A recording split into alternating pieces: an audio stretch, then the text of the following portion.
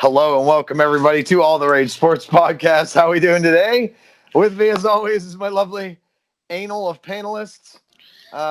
Anal? Panel of analysts? We like Anal of panelists. Panal butt plugs. Okay. Yes. I got Anal Jace Junk screaming. with me and the one and only Andy Stewart just smoking away on his front porch. Andy, here. move towards the center of your screen so we don't have a Jace incident where there's just your ear hole in the video.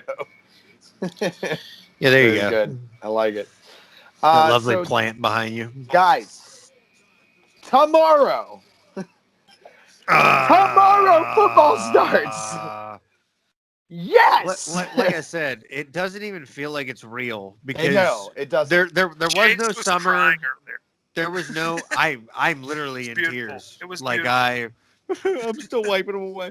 But no, like there was no pool parties. There was none of this shit. It doesn't even feel like summer happened. And then it's like, oh hey, football's starting. It's like fall's here. By the way, and we at least finally have something to bring us happiness. yes, it is finally just a feeling of just genuine. Home. I'm going to be so Oh, loud normal, during a game I normal. don't give a fuck about. Like, tomorrow, I'm going to probably be hammered at 6 o'clock. Like, I'm going to get home and just stone cold two Stone Yinglings. I'm coming straight in the door. I've got my laundry done. I've got everything done. I am not doing a fucking thing, and I am waiting until whatever it is, 8 o'clock or whatever the game comes on, and I am sitting. I'm literally parked in front of my TV. Yep. I have never I'm not wanted. moving. I have never wanted something more in my life because all the uncertainty and all. We can go back, through the podcast and all through the months when we were like, is this going to happen because of COVID, everything, this and that? We're all like just holding on by a thread. Here. And we're here tomorrow. This time tomorrow, like we're going to go to sleep, like, and it's going to be here. It's going to be real so life. wonderful. This is real frigging life, guys. Somebody pinch me. So, that being said, today's episode, we're going to go through just a little bit of what this year's differences are. Obviously, this is a lot of people have joked, like, is there going to be an asterisk next to this year? I don't think that is the case. I don't think there needs to be an asterisk, but there's obviously things that are going to be different this year. Right now, coming into it, who gives a fuck? Yeah, exactly. You know what I mean? It's here Exactly. right now. We are experiencing it. We are living it. It's literally happening. it's a fucking Sinking in. cop out. Like somebody's team like is supposed to win the Super Bowl, kind of like Fucking the here. NBA and everything, where it's supposed to be obvious, and then some favorite's gonna get knocked out, and it's gonna be like, oh, it's the COVID Cup, it don't matter. Yeah. Like, Screw that noise. I'm sorry, but that's Yeah. just screw that noise. Fuck that. That opens the fucking. Well, that's I know. I've been seeing that a lot just because the NHL's already started. That's been everybody like all these assholes are like, oh, we didn't want to win this anyhow. It's a tainted championship, but it's like that's such a cheap fucking cop Such a out. cop Yeah. out. Yeah. Go fuck yourself is what that means. No, so that's kind of what we're running into here. Obviously, this year's going to be different, but there's no frigging reason there's an asterisk besides this year. And I'm just pure excited to get this year underway. It's going to be amazing. So we're going to talk about that. We're going to go through each week one matchup. We're going to talk about kind of what happened with these teams. What do we see that's going to happen in this week one and make our picks. As per usual last season, every week I'm going to post each of our picks. We're going to keep track of it year long and have a winner at the end. And then at the end of the episode today, we're also going to make our way too early NFC and AFC championship game picks and Super Bowl winners. I believe I won that last year. Did I not? I think that I don't think you did. I'm pretty sure that. no, you know what? I think I was winning up until the final week and you beat me. Yeah. I think that's how it went. You picked a shitty pick. You picked like a guaranteed pick, but they didn't win. Yeah. And I ended up winning it because you suck. Yeah. I'm better than I all barely squeaked into the playoffs, and that's how I win every year. Last year was supposed to be my year, but my core two players, I got who I wanted. I really got who I wanted. I got Josh Jacobs and Darren Waller. Y'all are fucked. And Everybody's been saying that the last 2 years, but nobody's been fucking even secret- knocking on my door. the secret quarterback of the year, I've been hiding from everybody. Just everybody who's listening to this podcast, it's already too late, but go pick him up if he's in free agency. Josh Allen. He is going to be the cheat code. I got All my right. own, so He's like the white Lamar Jackson, so he'll throw for slightly more and run for slightly less, probably. That's fair. That's fair. All right, so let's just break into it because we're going to have all that and more coming for you on All the Rage Sports.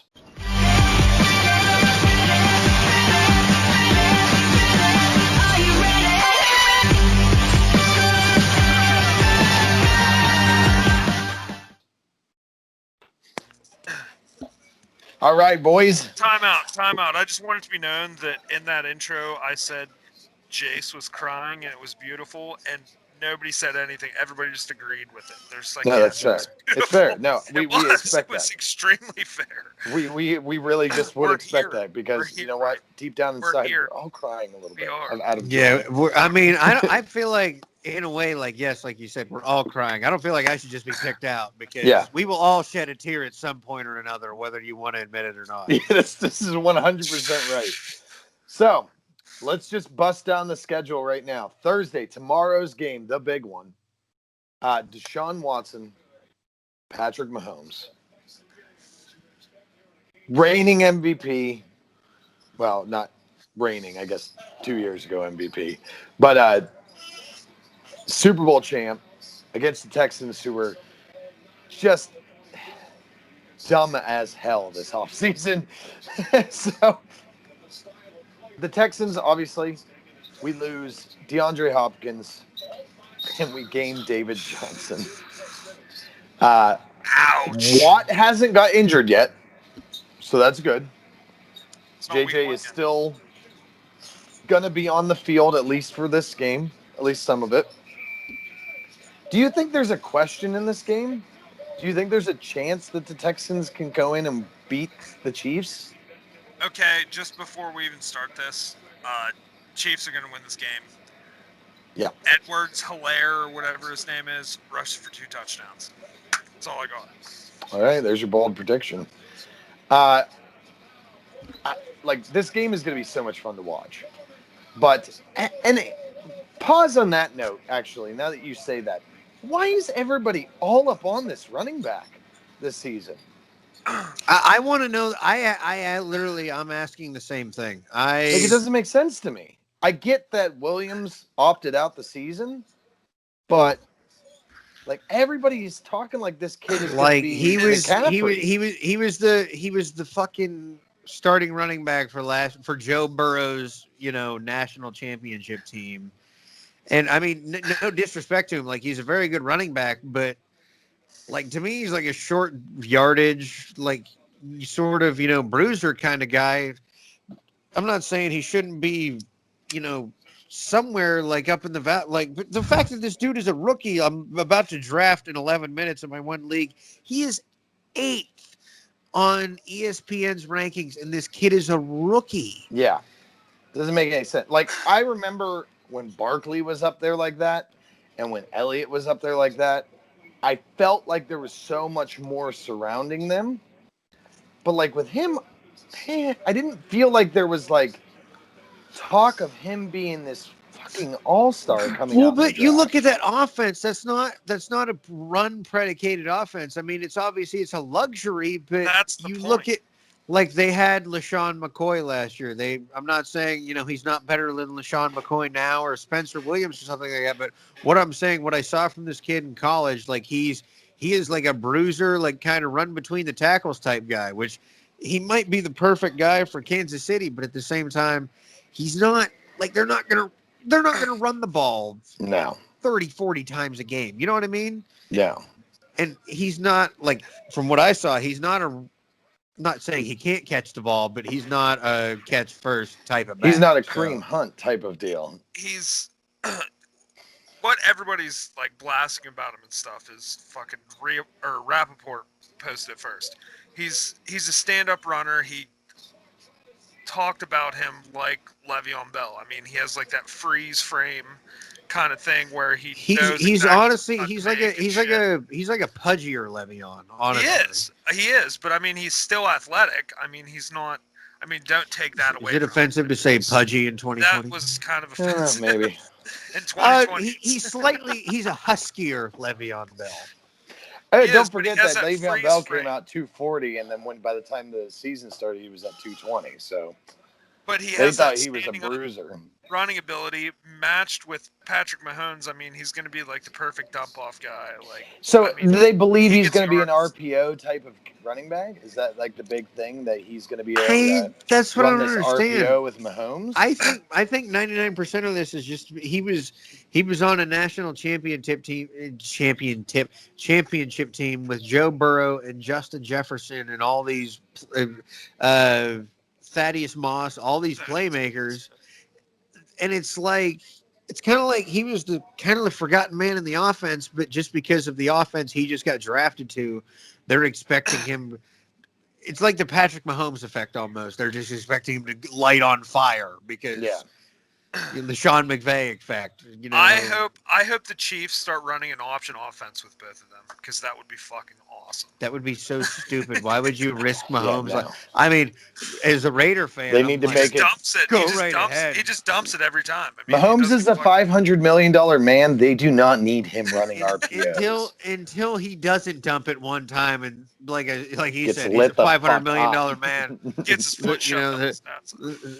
The Denver Broncos are like 3-12 and not Von Miller, obviously, because Yeah, he's out Von for the Miller won't year. be doing it. Bradley But Chubb might. somebody, takes them out. That's so stupid. Yeah. Like I said, as a Raider fan, I'm not opposed to it. But if you want to do it, Andy Reid, go right ahead. I think it would be effective. I think it would be effective, but I think it's the dumbest move in the world for them. You'd have anyway, 8 people running for the running back because everybody would be like, he's pitching that ball. They just need to take Navy's playbook and just run with it. Pretty sure that's the only play in their playbook is a fucking run pass option. That's true. Okay, so anyway, we talked about the Chiefs a little bit. Obviously, the Texans, I think, did more subtraction than addition this year. There is still talks of this. People are like, "Oh, this Texan team is still going to be, a playoff team," and I don't have a very good time believing that. I believe that they've lost so much. You can't get rid of the best receiver in the NFL and expect to be good. I learned that last year. No one? No one? Come on. We went 8-8 without the AB. And I know he was insane, and we also lost our quarterback, but that's besides the point. And well, you gotta understand. We speak about him because we were like, I don't understand. It's like joint, like we were like parents, but we both lost the child. Like Yeah. I don't know how. Like we The child- divorced. Child We got divorced- adopted by another family. Yeah, we divorced, and then the kid went to the insane asylum. Is Foster what Yeah. happened. Yeah. So, I mean, I think we're all pretty well in agreement that we expect the Chiefs to win tomorrow. Do we expect it to be a blowout, or do we think this is going to be close? Now, back to what I was saying before we answer that, actually. Back to what I was saying before. This season is obviously different. Home games, not going to feel as dominant because there's not the crowd noise like there normally is. No preseason. So none of these rookies have had any frigging time to do anything. So, I mean, do you think there's going to be a lot of rust on these teams when they come out? Can I just one point to interrupt? We're talking about them. I'm watching the Celtics and Raptors are in overtime on ESPN. They just came across the ticker just today. The Chiefs insured Patrick Mahomes' deal. So they literally just bet. That's the ticker just came across. They took an insurance policy They out. bet on him to get hurt. In case he's not on the field, then they cover themselves financially. Basically, is what they're doing. Jesus. Well, they handed him $500 million. You hand a man half a bill. You gotta be You smart got- with your money. Yeah, understandable. But yeah, so there's a lot of obvious changes in this season. Do you think that's going to affect this game? Obviously, Arrowhead is one of those stadiums where it's loud, and it's not going to be this time. You're not going to have it. So, is it going to? What are you doing, Josh? You like just looked very confused there for a moment, like you heard something in the distance. No, I was like I said, the Raptors and Celtics are in OT, and the game when the shot just went up in overtime and it missed, so they're going to double OT. I just thought it was about to go Jesus. in, but no. Honestly, I think now that we're talking about this, I think with the crowd noise and such, I think it can affect teams positively in a way, like It like levels the playing field. the cheap situation would be the Raiders and they're running into the black hole on offense. You know what I mean? Mm-hmm. But something like that where the Chiefs are now in Arrowhead. We've had a shorter training camp. There may be. My thing is I think you're going to see a lot of injuries, like Major League Baseball and even like the NBA and stuff have seen like I wouldn't say more, but there's been quite a few, significant season-ending injuries and stuff like that where you can try to contribute it to a shortened season. I think you're going to see a lot of that. I hope, hopefully not. You don't see a lot of it in the Thursday night game. Yeah. But that coupled with the shortened training camp and the chance of that, with not having that crowd advantage in Arrowhead, like they're going to pipe in the noise, but it's not the same. It's not No, even and you know remotely the what? same. There was teams that got fined years ago about piping in noise. So it's like, yeah, they can make it because there's the ambient, you need the crowd noise, but they can't crank it up to, hundreds of decibels to make it deafening. Well, and that's what I mean. That's why, like I said, two pipe perfect, yeah, perfect examples. The Raiders at in the old Coliseum and the Chiefs at Arrowhead. You get that many people screaming and hollering, and the defense can't communicate. They're trying to shout back and forth, and it's all over because the ball's already snapped by then.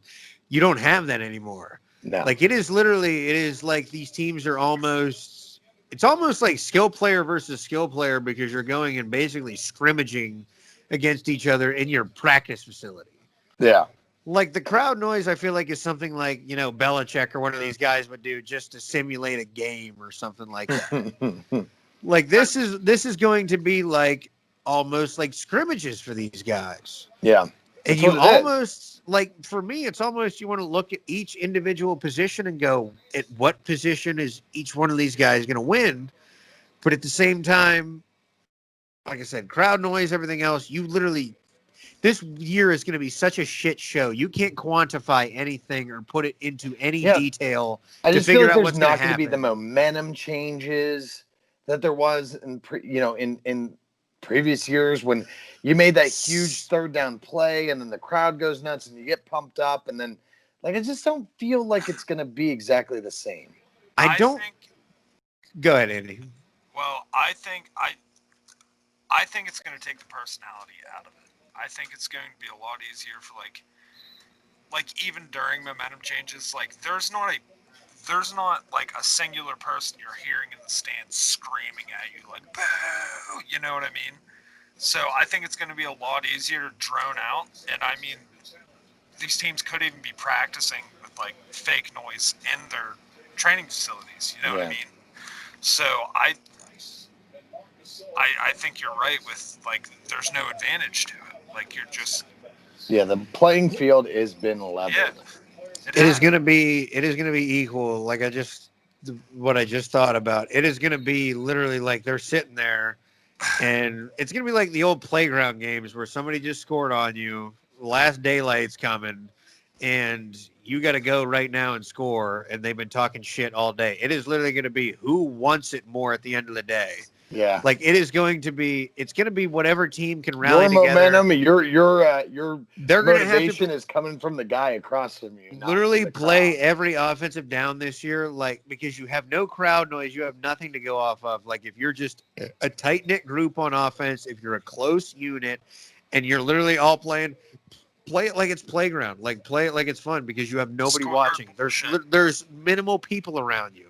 Mhm. Just go off, play for the guys around you, and just try to have fun and just kind of, you know, like I actually, Jesse, I talk about you because all our fucking days back when we would do that shit when it was like, you know, I can't even remember the kids we played against when we would go up to your house, but you know, it was always like, all right, you know, we got to go in for dinner right now. We got to play right now. Let's Let's go. fucking go. All It's right, not we're even gonna gonna be the do this fans or play, anything and like this is that. gonna score us a touchdown. So It's we going can to be walk the off. team that is A, the most skilled, and B, the team that is honestly the most knit and just wants to play with each other, I think, because you really can't play off the crowd noise. You can't, there's no momentum swings. I think there is going to be more of those than you think, but I I don't don't know. think they're going to be as big. Like, I don't think, like, it's not going to be, like, obvious to watch, like, a momentum swing. Yeah. You know what I mean? Like, a team just So, getting buried. so that being said, we've kind of touched on what the changes are. So let's make our picks here. Like I said, I don't see any of us picking the Texans in this matchup. It would be funny to see it, but I just don't think it's going to happen. I think it's Chiefs all the way in this one. And I honestly think it's probably going to be a 2-touchdown win. Chiefs by 13. That's what I'm saying. What do you got, Jace? I still think the Chiefs win, but everybody's probably. I'm kind of curious what the spread is on FanDuel because if they're giving the Chiefs up by. There What was a did you say? commercial. 101. Yeah, there was a commercial. No, I saw that, but that's for like first time. DraftKings. You know, yeah, 101. I could bet on that, and then the Chiefs would literally win by 103. No, I'm interested to see how much they're giving the Texans because I don't think this is going to be as much of a 9.5. blowout as everybody thinks it is, but I still think the Chiefs win. Yeah. It's going to be close. All right, well, let's go into Sunday. Start off with our 1 o'clock games. Eagles at the Washington football team. Side note, do you think they'll have a name before the season ends? No. I don't think so either. And Is Dan Snyder still the fucking owner? I think so. How's like there's going to be a government agency that could just step in and be like, you know what? Pack your shit. You're done. Like, he's fucked that franchise up for so long. It's so bad that franchise right now is in He won't put money shambles. into it. I mean, Yeah. Well, okay, so hey, wait. One thing to say about that: I am stoked that Alex Smith is walking on a football field again. I am Right? stoked. He made the team. I'm an Alex Smith supporter. I love Alex Smith. He went from San Fran when the Raiders hate the 49ers, and then he went to the Chiefs and I hate him more. And obviously, what happened to him in Washington was horrific. The fact that the guy still has a leg and he didn't have to get it amputated, obviously good for him. I'm glad he's just still walking, and the fact that he's still competitive and it can still make an NFL roster. Hats off. I watched that video of that his wife posted whenever he got cleared to play, and he like walked out of his house, and they like shot like the fucking confetti cannons off and shit. It was like, it's insane that he's back. And then a side note of that side note, Ryan Shazier officially announced he is retiring from the NFL. So we all knew it was going to happen. We all were waiting for that day. Honestly, I'm happy that he's not trying to play anymore because I don't want to see him have his life completely ruined. I bawled my eyes out when I saw him walk on stage in the draft that year. When I believe they selected Edmonds that year, and him and his wife walked out to the podium to announce it. Like, I was pretty choked up at that one. But yeah, no, he officially announced his retirement. So one story, the comeback, and then the other story, hey, walking off into the sunset. So yeah. I will say on the Ryan Shazier, you know how much me and Dad hate the Steelers. That night we were watching that game because I believe that was a Sunday night game. Yep. And me and Dad both watched that, and he hated Shazier because he was a freak of nature. He was so good. The And greatest. as soon as we both watched that, as soon as Dad, you know how bad Dad hates the Steelers. As soon as he went for his back, Dad was up off the couch. He was like, "Oh my god!" He was like he was literally, he was like in tears, like he was like almost like he's done. Like Yeah. Everybody it knew was it. a really powerful As moment. It soon, really as was. soon as he got hit, everybody knew. Yeah, Like, it just the was. way he.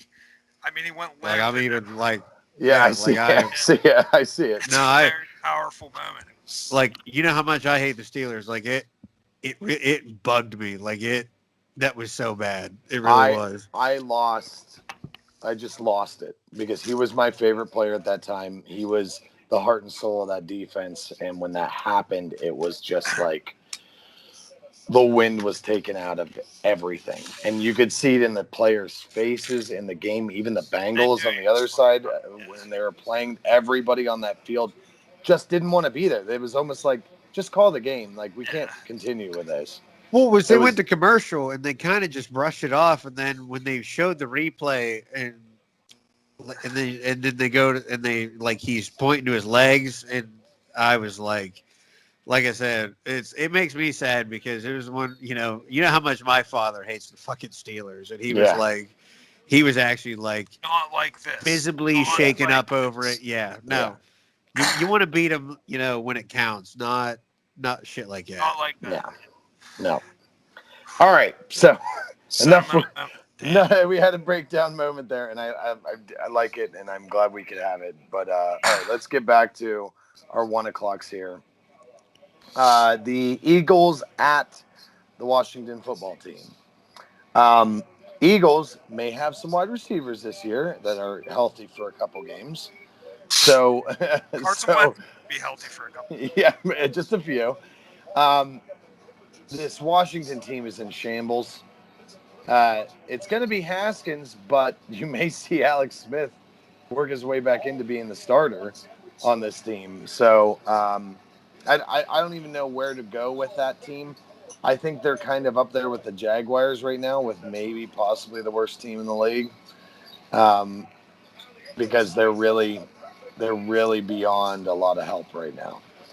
But I think the Eagles top out on the Washington football team, just out of sheer experience and lack of not the Eagles don't have as much drama on their team right now.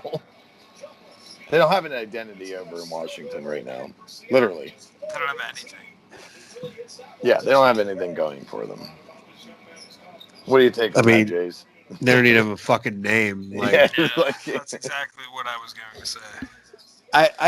I feel bad for Haskins because I feel like the kid has potential, but at the same time, like he's got, I mean, Antonio Gibson and Terry McLaurin. Terry, That's basically it. I haven't even thought about it. Is Jordan Reed dead? Like, is he? Jordan Reed is on another team. yeah. Where is Jordan Jordan Reed? Reed, I believe, if I'm not mistaken, is He might on. have retired. No, he didn't. Are you sure? I feel like he might have retired. No, I can't remember what team he's on now. Because the motherfucker, every time he got hurt, it was a concussion. Yeah. There, let me see here. San Which, Francisco. by the way, not to. He's with Oh, San 49ers. Fran. Christ. Yeah. I was talking about my fantasy draft. I'm in a 2 quarterback league, and I drafted third, and it's Snake, Ugh. and I have so far Saquon and Kenyon Drake. Ugh, Good 2 start. quarterback league. That's dirty. All right, so I think we're all in unison there. Eagles will take it to the Washington football team. They will look like they're going to come out, and like we said earlier, home field advantage may not be a thing. Typically, in week 1, the home team has like a 75% chance of winning, and it is not going to be the case this year, I don't think. So another week 1 matchup: Dolphins at the Patriots. This is a completely new Patriots team. This is Cam Newton-led Patriots team. And this is also a Dolphins team that blew up the team last year, but then came into this year and looks like they're really trying to, do the quick rebuild. So how do you feel about the Dolphins' chances? The best way to put this game is, what are the Dolphins' chances of being able to take down New England? What do I you? think that, I think Cam is going to come out and show that he's the leader of this team, and I think he is going to be the pivot point from start to finish. Even for the defense, like based on Cam Newton's play, that's going to be the pivotal point of this Patriots team. And I think the Patriots are they have to come out and win this game. They have to start strong. If they want to make a playoff run or something, they have to start strong. They have to put 3 or 4 games together right in a row, right in the beginning, just to show that they're still here. You know what I mean? Show they have a heartbeat without Tom Brady. The biggest, or go ahead, JC, you got something to add on that one before I start? What? Do you have something to add on that between the Dolphins and the Patriots? Oh no! So I'm trying to fucking fantasy draft and do this. No, I honestly I wouldn't be surprised if you came out and you saw the Dolphins. I wouldn't be surprised to see the Dolphins kind of shit on them a little bit. Just because it would be the perfect New England Patriots slow start. Everybody would start writing them off, and then right about the middle of the year, Cam will hit his stride, start doing his own thing. But I can see that. just with all the turnaround, as great as a coach as Belichick is, I don't know with all the new faces and with the new face of basically the franchise, if you can turn it around and make it all basically work by week 1, especially with no preseason. Yeah. Where's he going? So the big thing I look at with this is I don't look as the Tom Brady loss as their biggest loss. I look at some of their defensive losses to the opt-outs as probably their biggest loss. Things like Hightower and Chung. Belichick's still going to come out. He'll have a scheme. Cam just has to follow it, and they'll put up numbers. He's defense. Like, that's what he when he won Super Bowls, it's when they had defense. He has a decent defense this year. So I think that it's all going to depend on this Patriots defense and how he can overcome those opt-outs and those injuries. And I don't know how many injuries there are right now, but mainly the opt-outs. I think the Dolphins have a better chance at winning this game, being that we are at the COVID and it's not going to be a crazy Gillette Stadium. So I'm leaning towards kind of what you said, Jace, where the Dolphins win this one and a close game. And it kind of already makes people start writing out the Patriots. Like, I can see that exact timeline, like storyline happening. I wouldn't be surprised at all, especially. I mean, Cam's gonna have to get used to the Patriot way and everything. I really wouldn't be shocked for them to come out. I really wouldn't be surprised for this whole year to be kind of a wash for the Patriots in a way, especially with Cam. This could be a whole learning experience, and Bill could literally be sitting there and be like, "We ain't winning no half-ass season. We'll go get him next year or something like that." I don't know, but I could see them easily kind of. They're either not going to do well at all, or they're going to fumble out of the gate, and they're going to come on hot and probably they'll be like just tickling like the wild card and probably get like the 6th seed or something like that. Yep, I can see it. I can see it Cam all. Newton needs to quit typing in hieroglyphs. Why does he do that? I don't know. It doesn't make any sense. It's really hard.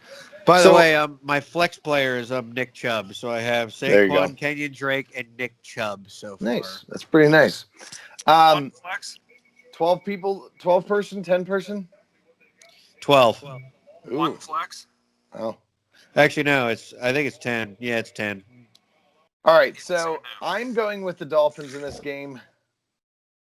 I get the sense that you're going with the Dolphins as well, Jace. Yeah, I'm going to take the Dolphins. I'm going to take the Patriots. How can you bet against Fitzmagic on week 1? That's going to be step 1 in my parlay. Week 1 is going to be Fitzmagic. I don't care what line they're giving the Patriots. Especially, is it in Miami? I don't blame you. No, it's in Gillette Stadium, but what the hell does that matter this year? You know? No fans? Oh yeah, I'm taking Ryan Fitzpatrick. Yep. All right. Shit balls. Also, real quick, not to interrupt, but I wasn't paying attention. Toronto is up 125, 122 on Boston, and this series is about to go to Game 7. Wow. After that crazy 0.5 second 3-pointer comeback win. Me All and right. Bria both watched that. It was It was insane. that But may have yeah, been more nobody insane than nobody gave Kawhi the Leonard's bouncing Raptors. shot. I don't think it was that insane, but it was pretty nuts. Nobody Yeah. gave the Raptors any fucking chance. They went down like 2-0, and they were done. Okay, real quick, Next. Yes. fantasy advice. I've got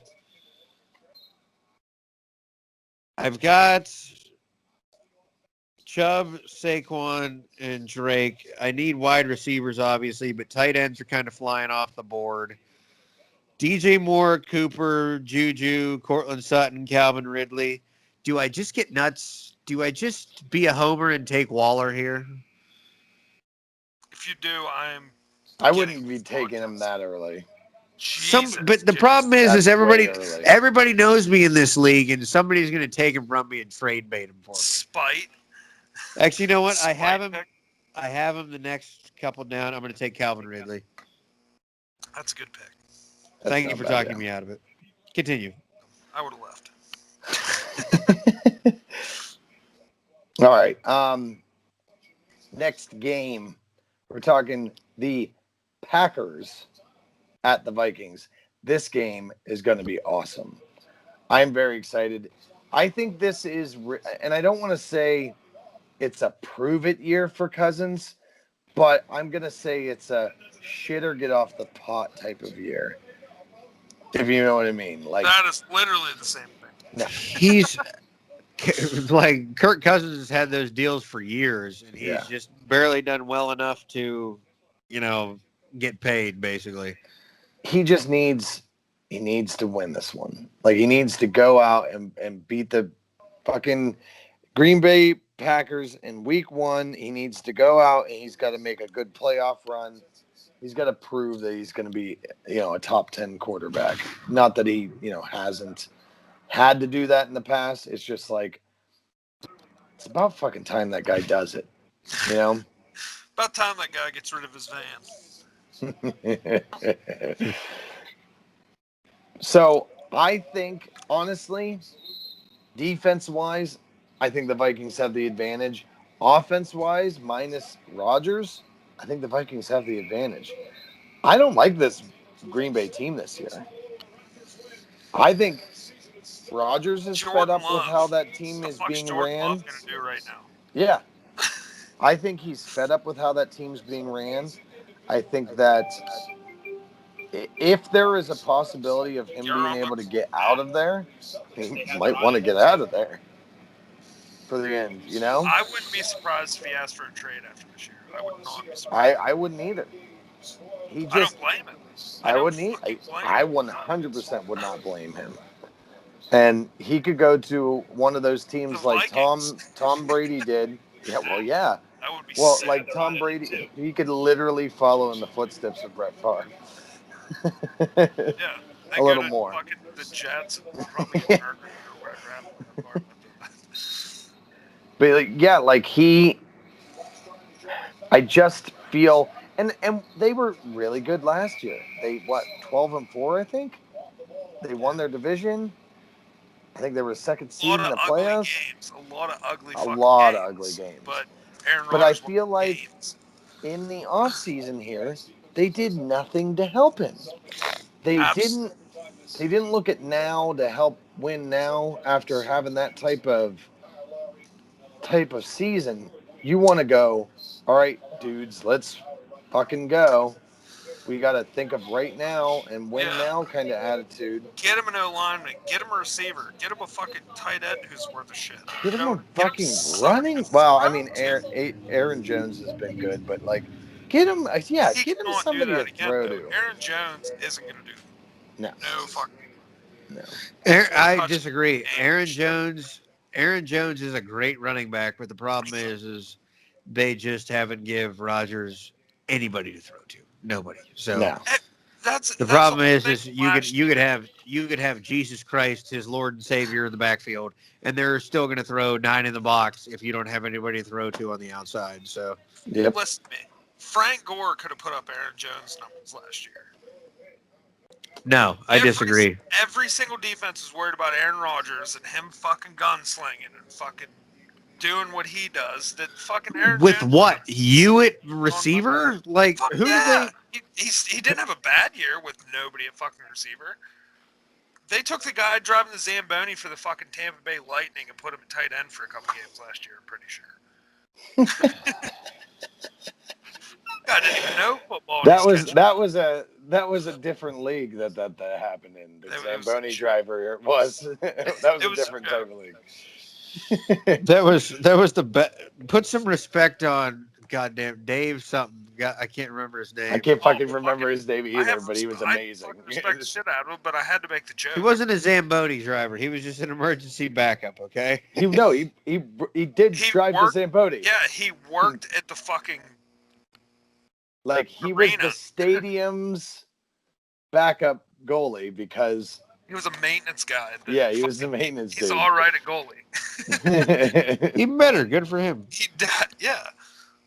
All right. So No, I'm anyway, taking the Vikings in this game. I'm taking the Vikings as well on this one. Jace, By how do you scores. feel? By 2 scores.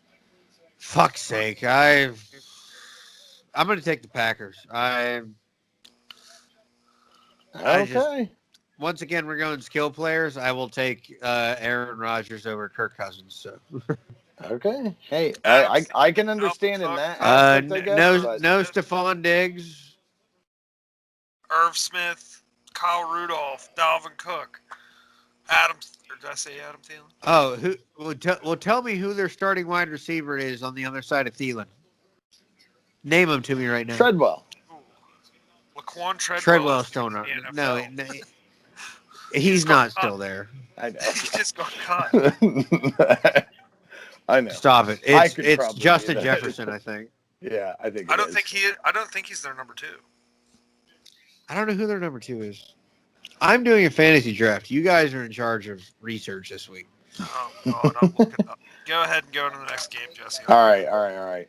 So the next game is the Colts and the Jaguars. Now, as I said earlier, I think that the Jaguars are probably going to be the worst team in the league this year, just from the sheer, like, it reminds me of the days when the Browns were just completely misorganized. Bessie Johnson. It's just that whole franchise right now is completely fucked Chad up. Beebe and Tajay Charles. All right, you're still on that. We're on the next game. Drop it. Bessie Johnson. Who the fuck is Bessie Johnson? No idea. He's their number 2. But I think that the Jaguars team here possibly is the worst team in the league. I think this Colts team, led by the family man himself, Philip Rivers, I think this Colts team is going to see some real big, drastic improvement with Rivers under center. So I think that this Colts team comes out strong. I don't know who the fuck their starting running back's going to be. Is it going to be Taylor? I don't know why they're not starting Mack anymore. Why they think Taylor's going to start over him and Hines is over him on the depth chart. We had this discussion before the show. It doesn't make any sense. The Marlon Mack disrespect is unreal. Yeah. Trade him. To the Raiders. It's bad. It's real bad. Trade him. I had him and Marlon Josh Mack Jacobs can be like a roommates. year or two ago as one of my top running backs. Yeah, he's good. He's really fucking good. They just slap him in the face. They really did. They just slapped him on the dick. All right, so I'm going with the Colts on this one. I just think this Jags team, they're going to have Minshew moments, but I think the team itself is not good. The defense is horrible. Don't say Minshew moments. I think they'll have little moments where he makes a good looking play, but that's it. What do you think, Jace? The Jags are going to be so fucking terrible this year. They're going to be so god awful. They have nobody left. DJ Chark. It's Minshew throwing to Jesse Baden and Andy Stewart at this point. It's y'all are going to be 600-yard receivers in the NFL this year. Congratulations! Right. But Thank you. We did it's all going to be it's all going to be garbage time. The Jags are going to be so bad. They are going to be so fucking bad. I It's think that unreal. they're going to miss their 3 years ago with all of their draft picks and Blake Bortles, and like they're desperately missing that team. Like I don't even know who their starting running back is. They announced it the other day, and it's some no-name fucking putt. When I read, there's a dude they've drafted like in the 4th round last year who had 27 carries for the entire season last year, or maybe it's just 27 yards. Excuse me. Then they have an undrafted rookie that they have on top of their depth chart. And then that He's a bell cow, man. He's a bell cow. He's proven. So yeah, that team. They may as well announce their starting running back for coming out and saying, we are tanking for Trevor Lawrence. Yeah, And what this guy? This guy's here. He's gonna run the ball for him. We got Timmy here. He's gonna run it for us today. Go on out there, Timmy, and give him My hell. name's James. Give him hell, Timmy. That's it. Yeah. But no, God. Phillip Rivers obviously doesn't pull out, but I hope he shoots the shot. And I hope that he goes the fuck off this year. And I think he does. I hope he does Keys too. to the offense, and I hope he just gunslings all. I like this I Colts will team. say I like this Colts team a lot, and I've liked secretly. I've told you guys for years I've liked Phillip Rivers because I've watched him year after year propel teams that were not that good, and he just gets the shit beat out of him year after year. Yep. He has an all-world offensive line around him. Like I would put that. I think they're probably the best line in the AFC. Absolutely. Definitely. And all the toys he has I can around see a lot. him. Yeah, Phillip it's hard Rivers- to argue that now. Phillip Rivers is going to go especially with no fans and the amount of shit that man's going to talk. That's all you're going to hear is there's going to be no swearing. He's just going to be like, heck yeah, we scored the ball. Woo! In the fucking microphone. He does talk the most smack for someone who will not swear. He gets in people's faces. I'm like, just say fuck one time, man. You did it, man. I would be the biggest Phillip Rivers fan in the world if he got sacked and threw a touchdown one time. Even a PG-13 movie allows one fuck. Even if he just got up and yelled, "God damn you!" Like I'd be like, "Okay, I'm on board." Like he's just gonna throw one F-bomb, but he won't do it. He won't do it. So I think we're all pretty in unison here with the Colts. All right, let's speed it up a little bit here. We are getting way behind our schedule because we keep going off topic, but I'm okay with it because I'm so fucking excited. Another 1 o'clock, the Bears at the Lions. I'm torn on this Bears team. I like a lot of things on this Bears team, minus the quarterback. Like, that is it. There's so much stuff on this Bears team I like. I like Jimmy Graham coming over there. I feel like Jimmy Graham could have a resurgence there. I like Allen Robinson. If he had a quarterback. I like the defense on that Bears team. I just don't like the fucking quarterback. Like, I think that this team here is much like the Bucs were last year. They had a lot of all the pieces there. They just needed the quarterback. And I think that's what this team is at. I think if we talked about Rodgers, this would be a fantastic landing spot for him if he did want to trade at the end of the season. Now, Green Bay's never going to fucking trade to the Bears. They're franchise quarterback, no fucking way. Not that they see him, twice a year. But the Bears are on that cusp, and they need the quarterback play, and I just don't think they're going to get it from Trubisky. Trubisky is so bad. Like, how are you Ryan Pace and you sleep at night knowing you could have had Deshaun Watson or fucking Patrick Mahomes, and you can't throw to the Or wait, he can't throw to the right. You can't throw to the right He at can't. all. Yeah, he can't throw. Yeah, he can't throw away from his body. He can't even throw a dump off. Well, I knew as soon as he went to Gruden's QB camp, and Gruden was like, "What's a hard count?" And Trubisky goes, "You go set hut, and then the center spikes you the ball." And then Gruden's like, "No, that like in a hard count, they don't do that. Like you don't get the ball." And he goes, "Oh, okay, down set hut, and then the center gives you the ball." And Gruden's like, "No, once again, you don't do that." This guy, he started like 8 games before he was like, but if not counting high school, before he went to the NFL. Put Nick Foles in front of him. Put him out of his misery. He doesn't belong I there. started more football games at quarterback than Mitch Trubisky did before. Colin Kaepernick That is a deserves a fact. chance with the Bears right now. I He'd wouldn't. be a better I wouldn't. option. I wouldn't say Nick Foles before Nick Foles because Nick Foles has won a That's Super true. Bowl. But Yeah. they're like, if Mitch Trubisky goes somewhere and they make him their starter, then you can make like if they cut him, then you can make that case. Be like, that's a new game. Wherever Mitch Trubisky goes, be like, Colin Kaepernick should be there instead of him. Yes, that's it. That's it. That'll be what it is. Colin That's the Kaepernick is discussion next year. Trubisky will 1,000. probably The be Jets cheaper. signed Trubisky. Colin Kaepernick should be there instead. Sam Darnold. Colin Kaepernick is 1,000 times percent better than Mitch Trubisky. I Mitch don't Trubisky's care. making $40,000 a year. He's fucking making a truck payment. That's all he's worried about. Well, he's too stupid to know otherwise. Like if you look, like just look into the dude's eyes. Like the lights are on, nobody's home. Like old boy's just he ain't got nothing happening. All right, so who's that leaning to then? Are you On the leaning other towards the side of Bears in that- this, or are you leaning towards the Lions in this game? Because I don't feel good about the Lions team either. Like Listen, there's a lot that. Go on. Lions win. They're going to go 9-7 this year. Matt Stafford isn't going to be there next year. See, I don't like this Lions team. 9-7, I'm telling you.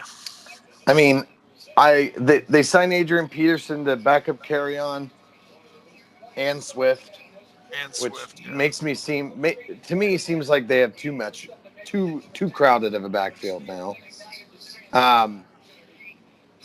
I don't feel like Stafford is ever going to accomplish anything on that team.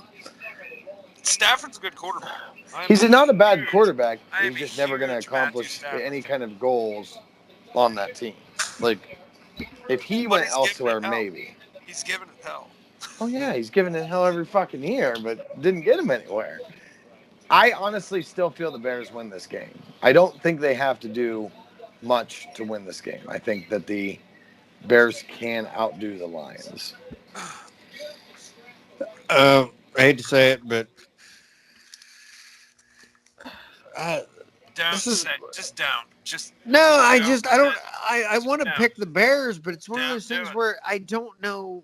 don't do it. This is one of those games that's so even you can't even pick like crowd noise. Like there's no Two bad teams Lions are win. so much harder to pick than two good teams playing. I will go the Lions just because.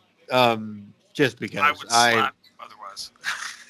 I assume I- you're going Lions as well then, Andy? Yeah. I Absolutely. put Leon's on one of your guys' ticket by accident. All right, next game, Raiders and Panthers.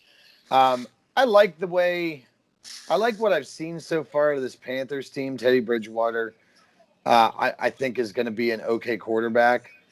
I don't know that they're going to have it put together yet. No Kuechly. No, he was the backbone of that defense. I don't really know who their receivers are. Like, I don't feel like they have anybody big names. DJ they have Moore, Robbie Anderson. Yeah, like DJ Curtis Moore. Samuel. Yeah. I don't feel like that team. I think that team needed the preseason to put things together, and I just don't think it's going to happen. All that On the other matters is note, there's a the guy- Raiders, I'm worried about them going with how young they are at wide receiver. Because I like the skills. Boy, that that have. makes two of us. Yeah, I love the skills that those wide receivers have.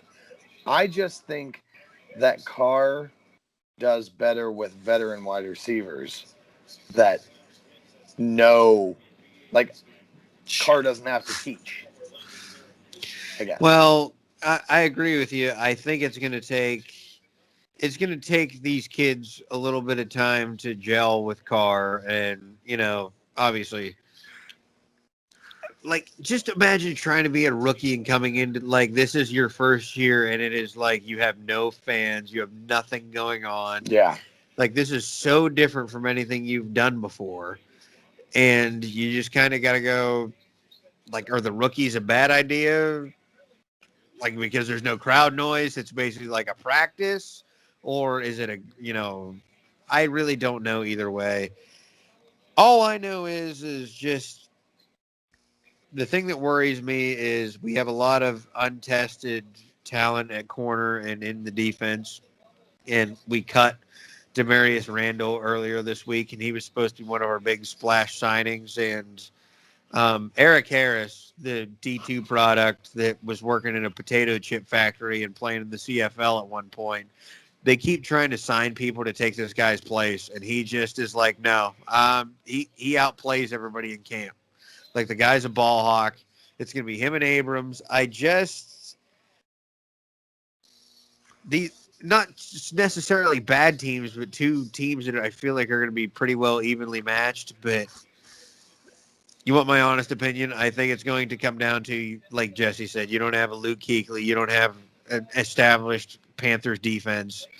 They're going to run Josh Jacobs down their fucking throat, and that's probably going to be the difference here. Yeah, I think that's pretty So, much what the Raiders are going to do in this game.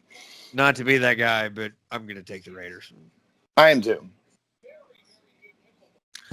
Well, I am actually going to take the Panthers because Oh, I surprise don't me. think I'm not even doing it to be a dick, but I think that CMC is going to be a lot to handle, and I mean they do have DJ Moore and Robbie Anderson on the outside, and I think it's going to create a lot of openings. This may be the quickest game of the year because it'll just be Josh Jacobs, Josh Jacobs, Josh Jacobs, and then Christian McCaffrey, Christian McCaffrey, Christian McCaffrey. This will literally be. I'm honestly Like, it'll be done at 2:58. I am excited because Josh Jacobs was good last year. He obviously lost out on the Rookie of the Year, and everybody's in love with Christian McCaffrey. I would love nothing more if Jacobs came out in the first game of the year and put McCaffrey's stats to shame and went, "Hey, here I am. You know, don't just put me in the background because I was a rookie last year," and came out and said, "Hey, I'm one of the big dogs. I'm here to fucking play." Yep, I like it. So next game, we're starting to round out our 1 o'clocks.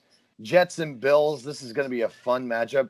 This AFC East is going to be so much fun this year with the Patriots, the way they're not easily dominating the division. I honestly think this is the Bills' division to take. They just have to put in the work to take it. This Jets team, I think this is another team that is just in shambles management-wise. I think Le'Veon Bell wants out of there. I think they want Le'Veon Bell out of there. I've heard rumors of rich. Yeah, that's true. I've heard rumors of Frank Gore outplaying Le'Veon Bell in training camp, and that's sad. I love Frankie. That's an old man wanting to play, and that's one dude that's like, just trade me. Yeah, Never say a bad word about Frank Gore ever. Yeah, Frank Gore is a godsend to all of us humans, and frankly, he's not human. I don't know how he's still doing it the way he's doing it. But yeah, I've heard rumors that he's basically been out playing Le'Veon Bell in camp, and he may be the one that starts and gets the majority of the carries, which I wouldn't be opposed to it. I'd love them to trade Le'Veon Bell back to the Steelers so I can wear my Bell jersey again. Never gonna happen. You may as well just go light it on fire. It's never gonna happen. I wish we had enough money to do that. Yeah, right. But I think this is a Bills game. I think that, like I said, this division is the Bills to win. They just have to put it together and do it. I think this is a Bills win easy. This defense is awesome, and like you said earlier, Jace, this is going to be a year for Josh Allen. I Stephon really Diggs is do. there too. I'm believing it. Stephon Diggs, that addition there is going to be sick for Josh Allen. Yeah, people John people are Brown and really Diggs. yeah, people are really understating Brown. Like Diggs and Brown are going to be, especially with Is Cole Allen's Beasley arm still there? talent. Exactly. You got an underneath guy, and Diggs can do a little bit of both, and then you got John Brown over the top. Speedy. Oh my John God! Brown was awesome for me last And year they in have fantasy. Dawson Knox at tight end. He showed up at the end of the year last year. That's true. He did. That's right. I forgot about that. He really did too. He looks like a ninth grade girl, but he plays Well, tight end like the son of a that's bitch. Okay. George Kittle looks like he sells meth out of his van. So He probably does, but who gives a shit? so, all right. I think we're all unanimously going with the Bills on that one. Am I right? Yes. All Yep. right, cool.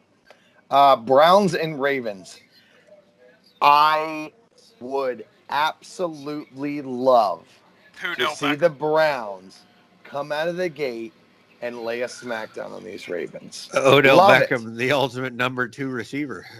I Beckham, would baby. love it.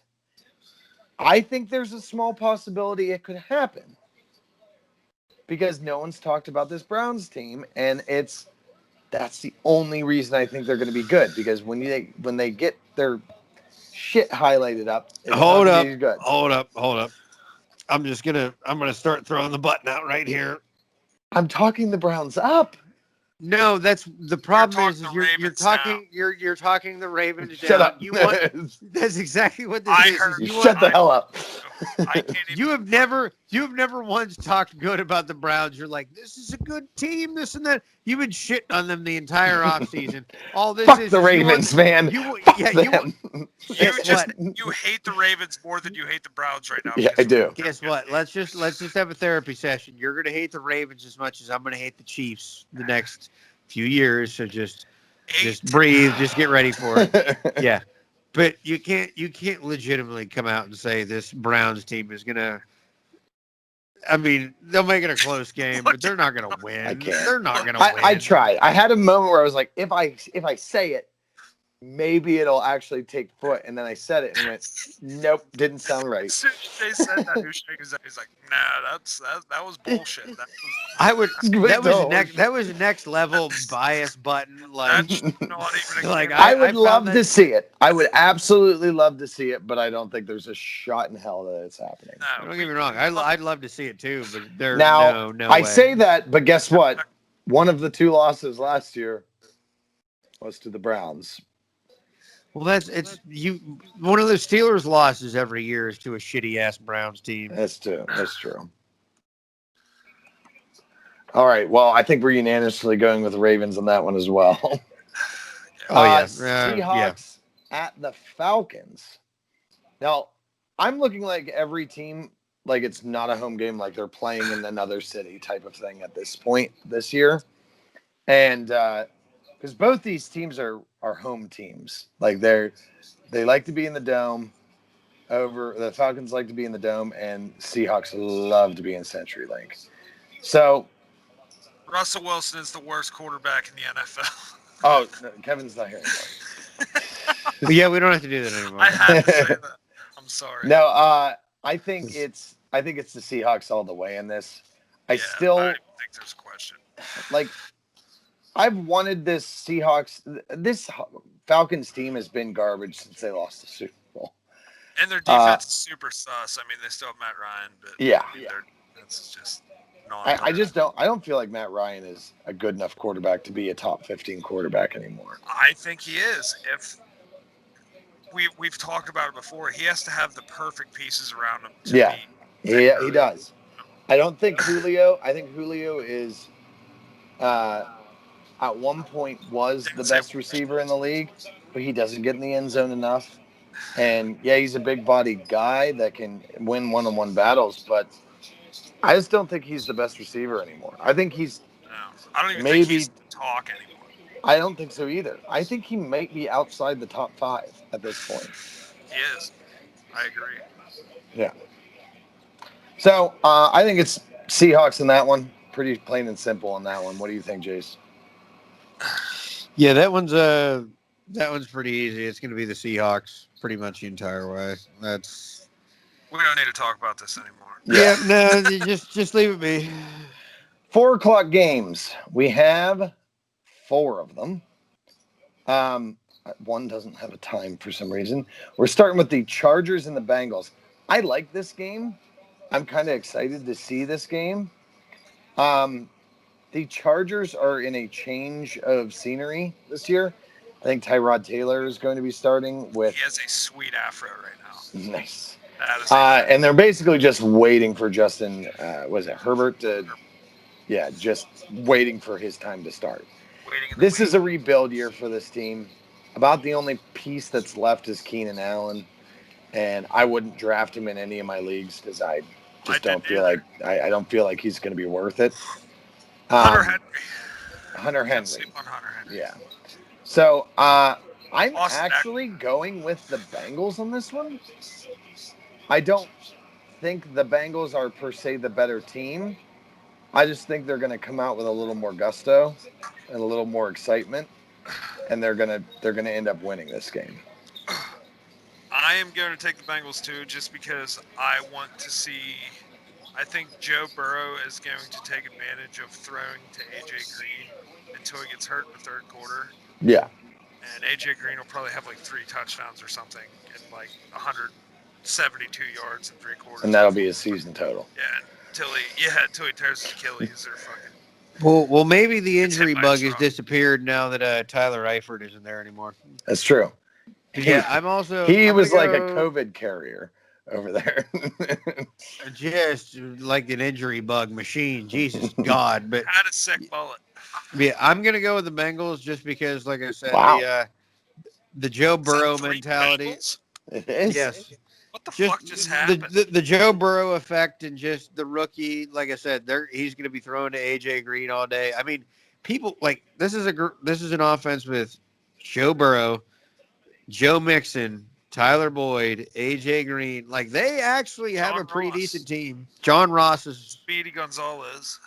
Not still there, I feel like. Yeah, he is. Is he? Still there. He is. Is he? Okay. Still there. He's like their third receiver now, but they're pretty well sure that guy is going to fizzle out, though. That was a bust. That was like the Tavon Austin pick kind of thing. Well, but now you got Zach Taylor, who is apparently going to try and run the college offense and run the spread. So, he may find a home. Yep. It could be a very real possibility. Yep. So I'm kind of surprised about it, but we did all go Bengals on that one. This next game is again. One I'm looking. These 4 o'clock games, I'm really looking forward to watching. Cardinals and the Niners. I want to see this because I want to see how this Cardinals team is going to utilize Hopkins, and I think that Kyler Murray last year was basically just running for his life every play. And I feel like this year they are actually putting things around him a little better. Kenyon Drake really turned out to be one hell of a surprise for them. And I think he's going to do well this year, being, there for the full year and everything. So I'm actually leaning towards the Cardinals on this one. What do you think, Jace? This one's... I gotta go. I want to go the 49ers.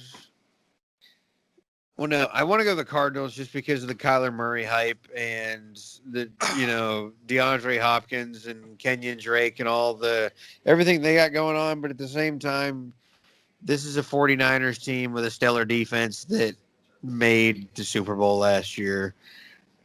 I think the Kyler Murray door. I don't think it's going to be over, but I think it's going to get slammed shut week 1. And I think the 49ers This is the one game I think I could easily see. I think the Cardinals are going to be good throughout the year, but the 49ers are going to handle them week 1. Okay. What do you think there, Andy? I don't even think this is a question. The 49ers are going to take this game. And hot take here, DeAndre Hopkins is not a top 12 receiver this year. I think he's going to fall off greatly, not only because of like the mixed rapport with Kyler Murray, but Kyler Murray still has those 3 rookie receivers on his squad that they took with Andy Isabella and Christian Kirk, and I forget who the other one was. Larry Fitzgerald is still in Arizona, and Kenyon Drake. So you're saying he's not going to be a top 12 because they're going to be able to spread the ball out? There's I think they're going to spread the things ball throw? around. I think they're going to spread the ball around more, and I just don't think he's going to live up to the hype in Arizona. You know, I think he's still getting 1,200 yards and maybe double-digit touchdowns. he's not a top 12 receiver. That's why I think if I had every opportunity. I think Andy is smoking crack. he played with, oh Christ, I'm trying to think back through all the, like he's The played with quarterbacks he played with in Texans, like Brock Osweiler and who else? Tom Savage. yeah, There was a fucking Tom Savage. I'm trying. Fucking Tom Savage. fucking Tom Savage. Like the guy has played with nobody and he's made everybody look good. Kyler Murray, I mean, I think of him more as he's more of a running talent to me. Like he's more of a break the pocket type of guy, but Well, he has to see over anybody that's 6 foot tall on his offensive line. That is true. But I could see that being like, you know, a strength in this Cardinals offense where, you know, when Murray has to riff on things, you know, Hopkins is very good at that where he can just run across the formation and kind of make things happen. But he's not going to get the deep ball numbers I think he's not going to put up the numbers he did with Deshaun Watson, is what I'm saying. No. Watson is more of a prototypical, even when he's in the, you know, kind of in trouble, he's going to look neat. Whereas Murray's kind of seems to me like the next Russell Wilson. I would say that. Yeah, but I think he's a little more mobile than Russell Wilson. I don't know. Have you seen Russell Wilson's scrambling ability? Maybe running forward, but like scrambling they're about the same. But I'm talking like he can do an RPO yards type after of thing. Yards I see what you're saying. I see what you're saying.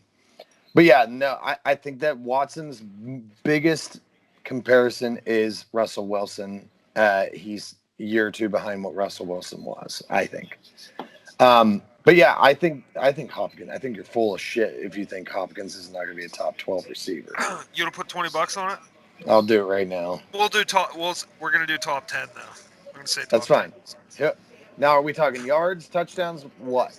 Just are we talking an fantasy overall top 10 receiver in the league based on everything. Just call it. You know what? Call it yardage. Fantasy? Call it yardage. You want to do yardage? Right, yardage. Okay. He'll be in the top 10 that yardage. That favors me actually, based on what I said. So $20. Let's fist bump, man.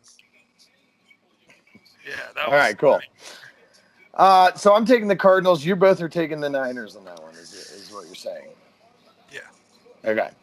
Moving on to this game right here is the one that's highlighting these 4 o'clocks. It's going to be amazing. The Bucks and the Saints. And I like what the Bucks have done. Obviously, this Bucks team reminds me of old school Gruden Raiders when they would sign everybody that was over 40 years old that was an all-pro at one point in time in their life. Vinny Testaverde's dad. Fucking Rod Woodson and Rich Gannon and fucking Warren Sapp and Jerry Rice. Like the fucking grandpa gang. Dream team, baby. That's what why didn't anybody call it the grandpa gang back then? That was honestly so truthful. It's true. I think that was still in a time where gangs were frowned upon. Yes, well, it was the Raiders though. So yeah, no, that's what that's what this Bucks team reminds me of with the signing of Tom Brady and the pulling of Gronkowski out of retirement, Bye, and Jace. like signing LaShawn McCoy and Leonard Fournette, and like they're just grabbing all. This is what you do when you've like rebuilt your team in Madden, and the free agency is loaded, and you just spend a Yep. shitload of money and bring a bunch of people in Yep. for the year. Like that's what they're doing right now. 1-year contracts. Yeah, a bunch of fucking 1 years. You spend all of your cap, and then like next year you have 200 million in cap room. Gronk could be dead by the time the year's over. It's true. He cannot get another body part rebuilt. No, he already has a robotic arm, which I think is cheating because you stiff arms. He just Yeah. locks that fucker in. Oh yeah. I think it's badass though. Yes. So that being said, I love this. I like this Bucks team a lot, minus Tom Brady because I hate that guy's guts. I think the Saints are winning this. I think the Saints team is overall better. The Saints team has played together. This Bucks team has not got time to get the chemistry together with all the new acquisitions. So I think it's Saints all the way in this one. And I think you see a pouty Tom Brady on the sidelines. I actually think you hit the nail on the head there because I think Tom Brady's going to drop back on that first play, and he's not going to know where the fuck to go with the ball. Like Yeah. I don't. I mean, obviously Gronk is probably his first option, but there are so many mouths to feed on that team Yeah. that he's going to be scrambling the whole time. And I mean, as long as he's running the offense, I mean, they always have a chance. Yeah, But absolutely. I think he's going to be kind of flabbergasted I with it. I hate to say it, but I think, like, I'm trying to think back through the years. I don't think Brady has ever had two receivers. Well, if you think of, like, if you count Gronk, if Over you 6 count foot? a tight end, well, no, over 6 foot, and you think of Godwin, Mike Evans, and Gronk all together, and then you've got Ronald Jones and Leonard O.J. Fournette Howard. in your backfield, and And OJ LaShawn Howard. McCoy. And fucking Cameron Braid's still on that team. He was a fucking top 12 fantasy tight end. How can this not work? How can this not work? There are so many mouths to feed. That's the only thing that I'm worried about. You might have the OJ Howard's going to request a trade by some point. Oh, yeah. because Yeah. it'll I be the never Cameron want- Brayton Gronk show. I Guaranteed. never want to go fantasy wise to a team that's quarterbacked by Tom Brady. And I don't know why, but since he's entered the league, now it's usually Belichick's fault in this sense, but every week it's a different highlight. Oh, we're going to run James White all day, and he's going to have 40 rushes. Oh, and then this week we're going to just Edelman over the middle all day. Yeah, oh, and by the way, we have this guy, Chris Hogan. We're just going to lob bombs to him. Yeah. Like, that is. Rex Burkhead that's- has 2 touchdowns and fucking 147 yards. Well, literally, they go. Belichick goes. He studies film for 1,000 hours a week, and then goes, "Okay, here's our one weekness. We're just gonna beat it up all fucking." Yeah, day that's long." it. So I don't know if that's the case. This Tampa Bay team may prove that differently. But I was telling Andy, I think we're both kind of on the same page in this one. We think the Saints is just overall a better team at the moment because there has been no time for this Bucks team to gel. They have all these pieces. This reminds me of the Browns last year, minus all the hype. Well, although there is still a pretty decent amount of hype on this team. I think those. But they have all Browns- these Hey, what the fucking fuck are you great talking about? pieces. But the Browns and- were way more hyped last year. Like, it was- Oh, they were way more hyped last year, but this team has a lot of hype around. The them because only of Tom difference Brady. is this team would have been way more hyped this year had it not been for COVID. Jesus yeah, Christ. I agree. You're right. I agree with that. Everybody's just been like us, been like, is there going to be football? Is it happening? No, yeah. This is the ultimate hype team, but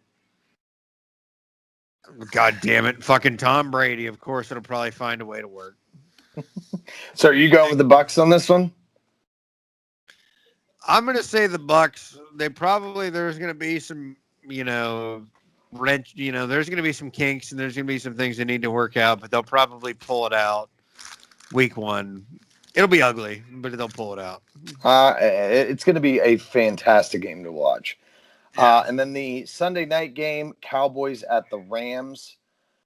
This is the Rams team that I think this is the that start nobody of is the starting for one downhill next year. ascend of this Rams team. They have mortgaged so much of their future over the last few years that now they're having to pay the bill, and it's just Sean McVay is going to get hung in the streets. yeah, it's this Rams If team's they going to be had fans that bad. cared about them in LA, he'd be hugging the streets. But Yeah. he can run Yeah. away from the 5 collective Rams and Chargers fans and be fine. Yeah. I think they have nothing to show for all the things they've traded. Yeah. I don't feel like this team is. Todd Gurley's gone. Like, it just. I don't know. This team just doesn't feel good to me. I had really high hopes for Goff at one point too, and I just don't feel good about him anymore either. No, to me, he's not. I just don't know what it is with him. He's Yeah. so. Dude, I I figured I this can't even out. put my finger on it. I Yeah. figured this out last year that the guy cannot throw the ball under pressure. Like, standing in an open backfield, he's like a pinpoint passer. He has a strong arm. He's great. You put any amount of pressure on that guy, and he just fucking folds. Like It doesn't even he doesn't even have anybody around him. Like his left tackle or his right tackle could be getting folded up, and he still has time to Yeah. make the throw. And as And soon as he sees it, he just it's wails like the he's ball wherever the fuck he wants to. Like, he just Yep. fucking throws it in the stands, or like he cannot handle anybody coming to rush him. Some of that I always wonder if that's coaching or if that's the player. Because Sean McVay seems to me like this is your play. If it's not there, throw the ball away. Like I could see him being that type of guy. Because But you he's still have so much on I don't know if he's egotistical at this point, but he's I'm Sean McVay, I am a genius. This is how we do it. you have to have more than one read. I mean, you Yeah, can't yeah, have obviously. one But I'm read for saying every like play. yeah, obviously, but I'm saying like I have a weird feeling like you go through your first 3 progressions. If there's nothing there, you're throwing it away, and that's 3 seconds right there. And he's starting to get pressure, and he goes, fuck it. Like I don't know how That much it's literally the might be it right there. Do that again. player or how much it's the coach on that one. I am Ah, curious. But needless to say, I think it's the Cowboys in this one. I think this Cowboys team actually is going to be pretty awesome. Even though they lost a lot of their secondary over the offseason, I think that they added some pieces back. I don't know why everybody hates Dak. I really don't. I don't understand why all Cowboy fans absolutely despise I Dak. just think he was underwhelming, like, for what they were expecting of him. I think For a that he fourth came in round as a pick. rookie I and mean, played decent, yeah, and everybody he's a blew him fourth up. round pick. He's a And fourth then round he pick. had a bad sophomore year, and everybody's like, fuck him. And then he comes in next year. Last year, he was amazing last year, and everybody hated him. But he did have down moments. I mean, he did. Every fucking quarterback has down moments. I've seen Ben Roethlisberger throw 4 interceptions in a game, multiple times. And an AFC against the Jaguars. What was that? Wasn't the AFC Yeah, Championship. both times were against the Jaguars, actually. It's terrible. And then he has Tony Romo syndrome. That's a problem. I think it doesn't matter what quarterback's in for the Cowboys. That is always going to be the case. It's Jerry Jones. Yeah. I'm not joking. Like it is literally as soon as that kid gets to the playoffs, and I mean he doesn't overwhelm me. Like he's another game manager. Like he's a guy who just he'll take a deep shot here and there, but they're gonna run the ball a lot with Zeke. They're not gonna live and die through Dak. Is the He's problem? a young Matthew Stafford. And the problem is as soon as you get to the playoffs, like you are going to get to a point where no matter what, you're playing good teams. Your quarterback is going to have to make throws, no matter how mundane they seem. Like your quarterback is going to have to make throws to keep you in the fucking game. And we have seen Dak does not have the ability to make those throws when it counts. I can't. See, the talked Cowboys for probably win this years. game, but I can't. I'm not. Everybody's like on Dak's on a big rebound train. I don't think Dak's all that great. I really don't. I don't think he's like a top 5 10. quarterback. Or top I 10. could say if he's top 10, he's going to be near the end of the 10. Top But 15, if we're being generous. I'm thinking he's I'm over saying top 10 15. I think 10 he's to 11 or 15. 12. He's 10 to 15. He's like I said, he's one of those guys. He puts up good numbers when it's a blowout, or in the first 3 quarters of the game, and then as soon as it counts, it's like the guy freezes. It's like he has nowhere to go. It's like he's Chicken Little and the sky is falling. Like he will blow it completely every It's single true. time. I mean, you can't even argue that. I don't know. I He's think packed. that they put so Cowboys much win, pressure but on him with being a Cowboys But who quarterback, cares? and I don't understand why Cowboys fans hate him so much. I just don't get it. I'd be happy with Dak. I would. They Cow- they do have a lot of fucking receiving talent this year with fucking Gallup and Amari Cooper, and they just drafted fucking Lamb. CeeDee Lamb. So are we all going Cowboys here, but you all hate him? Yeah. I hate Dak. I don't hate Dak. I agree with Jace fully on I that. mean, I don't hate him as a person. I'm sure he's a very nice guy, but as a quarterback, yeah, fuck him. He's not very good. When it counts. I might come back next week with some statistics about Dak and then show you why he is Dak actually is a this year's decent quarterback. issue. Here we go. Yeah, every there we week. go. Oh, No, here's I'm just defending the guy because no one fucking defends him. I feel bad for the guy. Like I think he's a good quarterback. I just don't know why people don't defend him. he plays for the Dallas Cowboys. And He's going to everybody be the fucking most hates the Cowboys. Yeah. well that and even Cowboys fans will scrutinize you if you fucking suck. I'm not saying the guy's bad, but it's what we've seen from here on out is he's not good when it counts. Is all it is. AKA Tony Romo and trying to fumble the fucking take the take the field goal attempt and run it in. Yeah, that is. You know what? I'm not even upset Take about that that because if that shit wouldn't have happened and Tony Romo wouldn't have gone as long as he did, we wouldn't have him in the booth right now. And he's a godsend in that He booth. is. Could you imagine like what a legendary play that would have been if Romo would have been able to get that ball in the fucking goal in the end zone? If they would have done that, they would have won the Super Bowl. I'm saying that was a good team. I'm not gonna lie, they probably could have, but just on that, like that is one of the all-time flubs. And just if Romo would have been able to like Elway, like helicopter in the end zone, he would have gone from like afterthought to probably they would have put him in Canton. that might be a bigger flub than the fucking Case Keenum to Stephon Diggs against the Saints. Fucking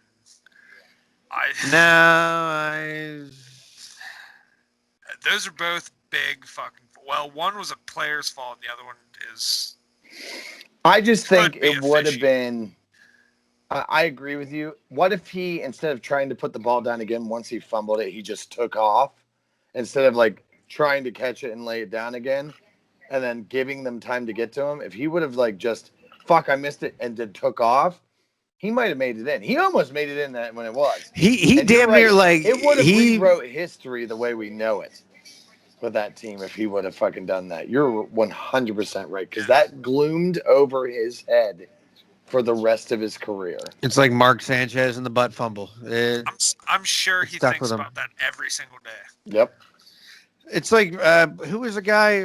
Andre Dyson was the guy. I think he got stopped on the goal line. The Rams and Titans in the Super Bowl when Kurt Warner won his first one. When he was reaching out.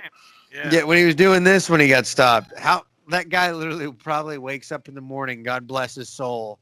He's like, well, here we go again. Oh, I didn't win a Super Bowl because I didn't do that shit. Yeah, because I was a yard and a half short. Long story short, to wrap it up, Tony Romo is greater than Dak Prescott. I agree. All right, moving on to Monday night game. Steelers and the Giants. I am so fucking excited for this game, and I'm not going to talk long because I don't want bias buttons thrown at me. But I'm so fucking excited to see Ben come back from this injury and play. He's saying this is the first time he hasn't felt pain while throwing. He has said he's nervous. Obviously, he hasn't fucking played in here. I did see that. He said he's nervous as hell. Yeah, but I think this couldn't be a better team for them to go up against in week one because the secondary on this team is so bad. And this is going to help. Ben is not going to have to be perfect. He doesn't have to be perfect to win this game. So I think this is a great starter game for the year. And I look forward to Ben throwing for 300 yards this game. I really hope so. I'm praying for it. 2 touchdowns and 300 yards. That's all I'm asking. I'm not saying it's going to happen. I'm just saying I hope it happens. But you're getting close. I know, You're close. I know. I think the Steelers do win this. Daniel Jones is going to have a good year. I think Daniel Jones showed some promise near the end of the year, made some plays that, weren't very rookie-like, meaning like they looked good. They looked like a veteran type of play. But then he also made rookie-type plays. So he was a big mix being thrown in there. I think that Daniel Jones, and I heard about this, he's been pretty much groomed to play for the Giants since like high school. Like they mentored him in high school and in college, and then Is Eli he mentored. jacked now? I don't know. Didn't he put on like 25 pounds of muscle? Oh, I don't fucking know, but if he did, that's awesome. Pretty sure he's shredded. But like Danny Dimes is going to go off this year. I think he's going to have a fantastic year. I don't think this is the game that he's going to have a good one, though. This Steelers defense is going to have a good year, too. The Steelers secondary is probably top 5 in the league for the first time in a long time. And I think this front set, you don't think it is? Here it is. You were doing Cynthia so good. what was it? Cynthia Frulut or whatever her name is said the Steelers were 5 on secondary ranked. Oh yes. Oh yes. Cynthia Freeland, Minka Fitzpatrick, Joe Hayden, and Steven Nelson. And Mike Hilton, the best nickel corner in the league right now. I really have nothing to say to this. You have Minka Fitzpatrick. That's what you have. Joe Hayden is over the hill. You guys, I would give you maybe top 10 secondary, but to literally come out and say you're literally one of the best 5 in the entire we were league. Last year? Top 6. No. Yeah. Mike Hilton, like, if that's who you're relying on as your second corner, you're done. You're toast. Steven Nelson was one of the best corners in the league last year with his shutdown percentage. Well, that was great because he got to play across from somebody they literally threw at Joe Hayden all day, and they didn't have to throw at fucking Steven Nelson half the time. Because like I told you guys, all Steven Nelson did when he was in Kansas City was take holding calls. Was all he did was he just grabbed the receiver when he ran by. No, I'm not. But like to say top 5, that is. I'm just going off of what NFL has told me because I've watched the videos, Cynthia's breaking down the stats and saying, "Hey, top 6 or 7." You've watched the one NFL Network analyst that lines and agrees with your fucking takes, and you're like, I like this lady. Yes, I fucking have. Get the fuck out of here. I think their secondary is top 5. And I think this year will prove it, and I'll find stats for next week to prove that I'm right. Tell you what, I'll say they're top 10. I'll go and say this. I'll bet you the Raiders secondary is better this year. Than the Steelers? Really? Abrams and fucking whoever the fuck that other guy is, Corn Chip. Eric Harris is better than fucking Eric Harris. Minka Fitzpatrick, and then who's your other starting safety? Edmonds. He's the weakest link on that secondary. Yeah, Eric Harris is better than Terrell Edmonds. Sean Davis is like, and Sean Davis he's better than Sean Davis. I can promise you that. Sean Davis is horrible. Strong Davis plays his position better than Terrell Edmonds. So we have not counting Minka, we have the stronger safeties, and then it just really comes down to the corners. We have better corners. We have way better corners. Wait, you think you have stronger safeties than? What you're misunderstanding me. I'm saying you have Minka, who is obviously very good, and then you've got Sean Davis or Terrell Edmonds. I'm saying with Abrams, Brian Clark with Troy Polamalu, and then we had at cornerback Ike Taylor and fucking Okay. William Gay, and we were the top Okay. 5 secondary back in Okay. that day. And I With Dick think this LeBeau. yeah, with Dick LeBeau. But we didn't Yeah. have like this secondary is better. It's a top 5 secondary. I'm sorry. No, it's not. It's Yes, not. it is. You're Moving on. you're so Moving fucking on. wrong. The It's Steelers so win this game, and oh I my think that fucking actually the God. offense puts up some decent numbers Oh my and takes God. advantage of the Giants' poor secondary. Fucking God. I'm not. Listen, I'm not one. Y'all are to, in like, for it. I'm Y'all are not- really in for it. I have not been talking up the Steelers, and I have not. I've just been keeping my mouth shut. But Jesse has you on this. The Raiders do not have a better fucking secondary than we do. That is not even They a don't. question. No, That they is not don't. even fucking close. Like, Raiders might have a top 15 Oh. secondary. Just shut I'm the fuck sorry. up. You literally, you don't even know what you're even talking about. You cannot even look up a stat because you went to Keystone or wherever and you don't even know fucking literal math. Like you don't even fucking get it. Fucker get This pissed is you off. guys just talking. You've got Sean Davis as your other starting safety, or No, we do Terrell not. Edmonds, and you're like, oh, we're going to be top 5. This is going to be the next reincarnation of the Steel I Curtain. said top Just 7. shut up. I Just said top shut 7. up. I said Shut top up. 7. Who are you picking? I'm picking Saquon Barkley, and he's the only difference maker in this game. Like I said, week 1's a grab bag. I'm picking the best player from either team, and just like the Steelers' defense is good, but Saquon's a game breaker. And like we said, I think Daniel Jones does enough in week 1, but I think he's going to have a good year. So Yeah, I think he's going to have a great he year. probably he has a very shaky week 1, but he probably squeaks by enough. All you got to do is squeak by when you got Saquon in the backfield. So It's true. Where's it at? It's at what is it? New York. it's in Reliant? the Meadowlands. Meadowlands or whatever. Meadowlands, yeah. It's not the Meadowlands anymore, but I think it's First Reliant or something like that. I can't remember. Oh, no, that Andy was left.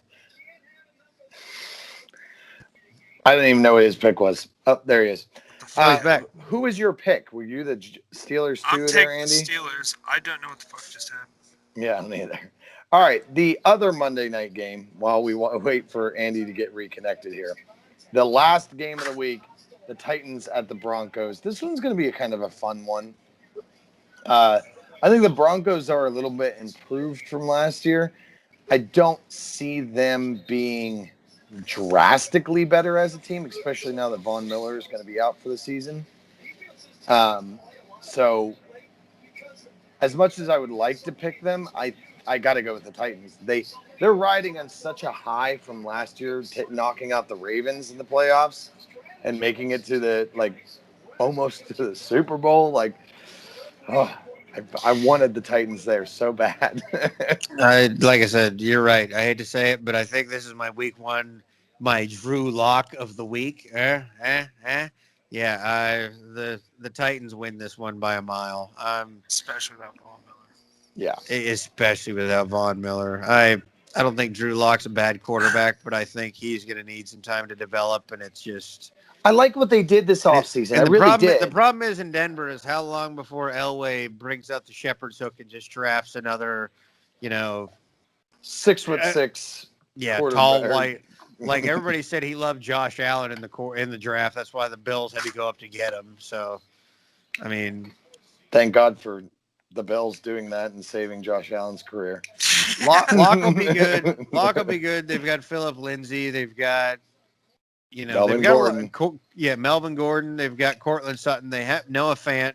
They've got a lot of young pieces, but it's kind of like the Raiders trading Khalil Mack. You saw what happened that year. You didn't trade Von Miller, but you're going to lose him for the season. Sorry. Suck. I still think about that. All right, well, that's the picks. I have the picks down. I'm going to take a picture, post it on our Facebook page. So you can check us out there. I think you have one thing you wanted to add right at the end here about the PGA Tour. Is that right? Oh yeah, basically, we went through the FedEx Cup and DJ won everything. He won the first leg of the event at the Northern Trust. He obliterated the Northern Trust, and then he him and Rom had that epic playoff at the BMW, and he barely lost to Rom, and then he came out, obviously with the stroke advantage and everything they get now with the FedEx Cup. He went into the Tour Championship, and he still won pretty handily. But he's the hottest player on earth right now. Congrats to him. $20 million, gets that FedEx Cup, and you know he's sitting at home. He's living life. He's married to Paulina Gretzky, and just that money is sitting around in his bank account. What the fuck does he have to worry about? You know what I mean? But basically, we're moving on to the granddaddy of them all, the Safeway Open this week. No, I'm just kidding. Nobody cares about that. I Way open. basically like Phil and like a couple of the guys are going to go out and play this week just as a warm up. But obviously, next week, I was talking about this, but this will probably, hopefully, never happen again in our lifetime. But we have NFL football in the United States Open happening at the same time. We have a golf major, and it's not even the best one. It's a good one. We have the U.S. Open in September, and then we have the Masters in November with foot. I'm going to accentuate it for everybody to listen. We have major golf with football. Like, if that isn't enough to make your nipples hard and just touch you in all the right places, then you're not alive. You don't have a pulse. You need to question your fucking psyche. Yeah, I really don't have much to comment on golf. Congrats to DJ. I did not even watch the last day just because he had it in the bag. Like I kept an eye on it just because I thought Xander Schauffele and JT could have made a run, but they were there, but they were DJ close. Like, JT had it until 17, and he shanked one. Like, they were close. It wasn't like they were completely out of the realm of possibility. Yeah, it wasn't like the Northern Trust. But DJ he's on another planet right now. But U.S. Open coming up. We got football. Everybody's excited. My big bet is DJ's going to miss the cut at the U.S. Open, guaranteed. Wow. I'm not going to say he's going to miss the cut, but he's going to be close because he's going to be everybody's betting favorite, and he's done this all year where, like, when he won the Travelers, he came out, and what did he do the next 2 weeks? Like, he went, 8 over par, missed a cut, and then the next week withdrew, and then went on this winning streak. And he's just going to do it again. He shot an 88 1 week, I believe. Yeah, it was ridiculous. Like, he won the... Yeah, you have put up that number. It was just ridiculous. I am as good as Dustin Johnson was at one point. I was gonna say, don't say that. He'll hear this. No, he won't. But probably burn my house down. No, he wouldn't have to. He'd just be waiting for you at high level. But no, bring his pitching wedge, and that's it. Yeah, that's all I got for golf. DJ's gonna miss the cut at the U.S. Open, guaranteed. Probably Tiger too, but I don't want to talk about that. Yeah. That makes me sad. All right. So here we go, guys. This is the final thing. Our way too early picks for this season. Who do we have in the AFC Championship, the NFC Championship, and who do you have winning the Super Bowl? Does anybody want to go first, or you want me to? Why don't you start us off? All right. Well, you're going to hate me. I'm thinking it's going to be Ravens and Chiefs. I want to say the Steelers and the Chiefs, but I think it's going to be the Ravens and the Chiefs in the AFC Championship, and I think the Chiefs go back. I think it's a repeat for the Chiefs this year. In the NFC, I am honestly, this is so tough because there's a lot of stuff going on in the NFC that I could see happening. I'm feeling like it's going to be this may be the final year that they're going to be able to do this, the Saints. And I honestly feel like it's probably going to be the Vikings. I like the Vikings' chances. I like the way their defense is made. And I think that Kirk Cousins kind of gets over the hill there. And I think it's going to be the Vikings and the Chiefs in the Super Bowl. Fucking wind out of my sails. Well, let me You guys take know what mine I real mean. quick. You guys know what I mean. I'll go real quick. I'm gonna say the Chiefs. It really pains me to say. I'm gonna go out on a limb. I'm gonna do my usual. I'm gonna take a shocker here. It is going to be Patrick Mahomes versus Philip Rivers in the AFC Championship game. Hmm. I think if he comes out and he gels enough of that offense, I think they got the juice to make it. I really do. I think they got the defense. They've got the offensive line. They have the pieces. I don't know if they'll like I don't know if they'll beat the Chiefs. I really think the Chiefs probably win that game. But then you go into the NFC. I'm going to agree with Jesse. I'm going to say the Saints. I think Breeze. I don't think this is Breeze's last year. I think their window probably closes after next season. But I will probably say them, and I'm really, really torn. I'm gonna go the Seahawks. Ooh, I like that one Not out of the actually. round. Not out of the round. I just with the teams that that congeal and that play really well together. Like I'm not looking as so much as off. I mean, I'm looking at off seasons additions and stuff like that, but I'm looking at teams that have played well together. Sean Payton has played with Drew Brees for a long time. Wilson's been with Pete Carroll, so on and so forth. That's what you're going to really need, and that's what's going to carry you through. But I'll go. So wait, let me Christ, I'll recap. go You said Colts and Chiefs in the AFC Championship, and then who in the NFC? The Saints and who? Seahawks, Seahawks. Okay. and I will go Saints, Chiefs, Super Bowl. And then who's the winner? Probably the fucking Chiefs. I love hearing you say that. Yep. Why? All right, Andy. None of us win. Yeah, it's the new Patriots. You completely fucked up everything I was going to say, so I'm going Titans Chiefs. Chiefs win. Gotcha. And I'm gonna go Vikings Cowboys. Ooh, Vikings win. Cowboys is a good one to throw in there too. I thought about that myself. Instead of the Vikings, I thought about the Cowboys. And then you said Vikings win? Vikings win that game, and then the Chiefs win the Super Bowl. No, fuck it. Vikings win the Super Bowl. Okay, I like it. Going hard, making the bold predictions. So we have a Ravens Chiefs, a Colts Chiefs, and a Titans Chiefs. So we pretty much have our agreement that the Chiefs are going to win the AFC. And then the Vikings Saints, Seahawks Saints, Vikings Cowboys. And we all have different teams. I have the Vikings, Jace has the Saints, Andy has the Vikings. And then we have me and Jace both have Chiefs repeating and Andy with the Vikings winning the Super Bowl. I like it. What's I that? will A repeat also of Super post. Bowl 3? Chiefs Vikings. You might be right on that one, actually. I think you are right. No, Super Bowl 3 was Packers Raiders. Okay, never mind Super Bowl 4. then. Just keep going until you get Just it. keep going. We'll just keep. All right, so that's our predictions. So everybody have a fucking wonderful week 1. All right. I want everybody's team to win.